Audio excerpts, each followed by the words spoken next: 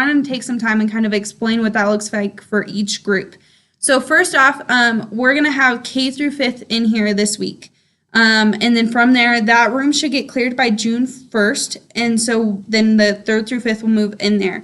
But to begin, at 9 o'clock, you'll enter in the classroom, and by 9:15-ish, you'll start your activities. But before then, you need to make sure that you're talking to the kiddos and parents. We don't talk to the parents very often, and it feels awkward because we're working with the kids. But you need to interact with them and have that conversation just because they need to know that their kiddo's going to be safe. So when you see the kiddo, give him a high five, say hello, and then talk to the dad as you're signing them in. In the classrooms, you guys will have new sign-in sheets. They will be in a binder on the table or somewhere visible where you can see them. It's important that you write their names down and who's picking them up. So make sure you guys are doing that. And then after that, make sure you have tell the parents to have fun at service. From there, at 9:15, you guys will start playing the game, which we'll talk about a little bit later. And then at 9:30, you guys will come in here. We'll do worship. We'll watch a video. And then you guys will head back to your classrooms. And then it will be the same for 11 o'clock service. You guys will come in here at 11:15 instead of 11:30. And we will do the same routine. So just keep it the same start schedule. Make sure you talk to the parents. And then you guys will come in here at 11:15, worship, video, go back to the classroom, and that's where we'll talk with Amanda. For preschool and nursery, this is going to look very similar. So we're still coming in here as well at 9:30 or at 11:15. Either way, we're heading in here. We will be welcoming in. Please make sure you're connecting with parents. Nursery, this means I need you checking in with diapers, see how long it's been since they've been changed, check in about food, if they need their bottle, if they need snacks, just check in. Make sure you know what's going on in the kid's life, how the parent's morning has gone, how the baby's morning has gone. You are responsible for knowing how to take care of that child during the time while they're in service. Preschool, same thing. I want you connecting with parents. I want you making sure you're saying good morning, welcoming the kid in, telling the parents to have a great Sunday. Once they're in there, there'll be centers set up so they can play centers for 15 minutes until about 9:15 or till about 11 for the second service. And once we're done with that, at 9:15 or at 11, you're going to start playing the game. The game this week is charades. And so before we even start that, I want you asking, do you get extra stay-at-home days this week because of Memorial Day? Do you know what Memorial Day is? Do you know any heroes that we're celebrating this weekend? Just help them kind of get that understanding of what Memorial Day is kind of initially before you play the game. So the game is going to be charades because our kiddos aren't quite there yet knowing what George Washington is or who Abraham Lincoln is or kind of any of those big American heroes yet. We're going to kind of stick with something similar or simpler and do baseball or football or presidents or something like that just so they can start understanding what an American hero is. And you're going to do charades like that. So they'll pull a card. If they're playing baseball, they have to pretend to play baseball or do whatever. And the other kids will get to guess what they're doing. Once we're done with that, we'll again kind of line them up at 9:30 or at 11:15 and start heading down here. Nursery, same thing. You're going to head down here at either 9:30 or 11:15, and we'll get to do the worship with the other kiddos, and we'll get to watch the video with the puppet show kind of explaining Memorial Day and the lesson. Once we're done, we're going to head back down to our area of the classrooms, and if you have kiddos that are potty trained, please take time to make sure they are going to the bathroom, getting a drink if they need it, and then head into the class. Once you are in the classroom, we're going to start with our large group discussion. So that's going to look like this. It'll be on the tabletops or countertops. Take time again to kind of talk about what Memorial Day is. If you feel like you need to simplify it, look through the lesson this week before you teach it and simplify those terms even more. We will be in Hebrews 11 in the big kid class today because that's a lot of passages and a lot of super great Bible heroes. We're going to go ahead and stick with one in preschool and nursery, and that's going to be David. So we're going to be teaching out of the Purple Bible this week, and on page 139 it has the story about David and Goliath. So we're going to go ahead and read that to the kids and talk about how he was a hero, and even though he was small, he got to slay a giant and be a hero in the Bible. So ask them what their favorite part of the story was. Do they think they could slay a giant with a slingshot? Kind of make it a fun story and experience. Once we're done with that, you're going to move straight into the small group questions, which looks a lot like this. So you'll get one of those as well. You're again just talking through the lesson. kind of asking the questions that are on here, checking in about the Bible story. We've already played the game, so go ahead and skip the game.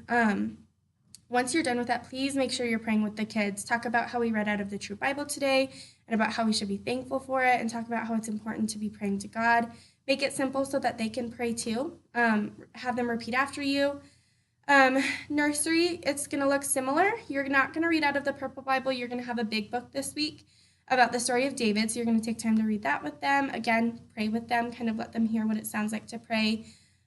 Show them the Bible, talk about how it's God's word. And so you get to do that, and then afterwards we're going to have a craft set up, and we'll talk about that later on. But that should be good for preschool and nursery this week. And then for elementary, it's going to look the same, except you guys are actually going to use this Bible, the Deep Blue Bible, and then you guys are actually going to read the story of Hebrews.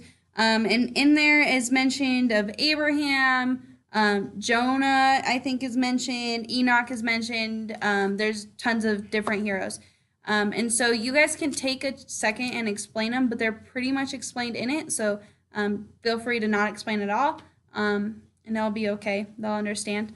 And then from there, you guys can take the lesson and use it.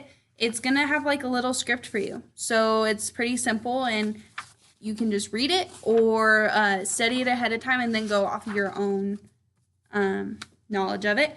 And for the prayer, it's pretty simple. They have one for you, but I encourage that you ask if any of the kiddos want to pray.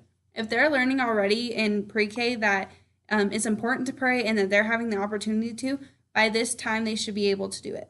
And if you don't have any people who want to, that's okay. Don't force anybody. Don't call anybody out. Just do it yourself, and it won't be a big deal.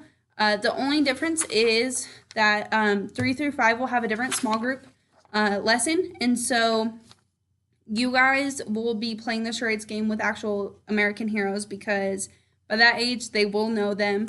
If they don't want to do it like that, no big deal. Have them play with the baseball president, whatever, that's fine. And then make sure that you're asking those questions. One of them is, what is faith? And that is super important because most kids don't even know what faith is. So explaining and taking that time to dive into that question is going to be super important.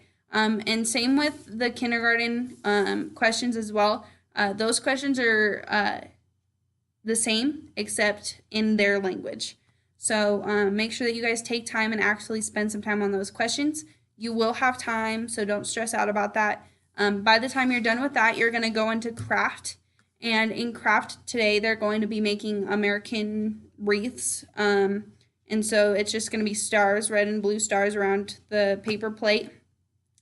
And they'll be cut out for the pre-K rooms. But the elementary can cut them out and glue them. And the pre-K can color if they want. And it'll be super, super fun. And then from there, give out snack. And then at that point, you'll be waiting on parents to come. When parents come, make sure you're doing the make it stick. Each parent should leave with a craft and a make it stick. In the make it stick, it's super important because parents are not spending time during the week talking about the Bible story if they have no idea what to talk about. So on here, it gives them something to talk about in the car. It gives them something to talk about when they're just hanging out. So if they're watching TV, they're like, hey, little Timmy, do you remember hearing about Enoch in the Bible this week? And they have the opportunity to look over that. They can read Hebrews 11 at home. And that's an awesome opportunity because it's something that they're going to remember. And they can talk about it at dinner. They can talk about it at bedtime. And then it also gives time for the parents as well. We're going to start using parent resources as a big tool because the kids don't only need to hear about Jesus here, but they need to hear about all week. So make sure that this comes home every day on Sundays with the kiddos because it's super, super important. So that is going to be your Sunday. Make sure when you come in that you are at your 100%. I would even say 110%. Yeah. And you should be bouncy and super excited and ready to teach God's word. If you are not excited, the kids aren't excited. So we can't wait to see you on Sunday. It's going to be tons of fun, and we hope that you take some time this week and go over the lesson and read Hebrews 11 and get an idea of what you're going to be looking at this week.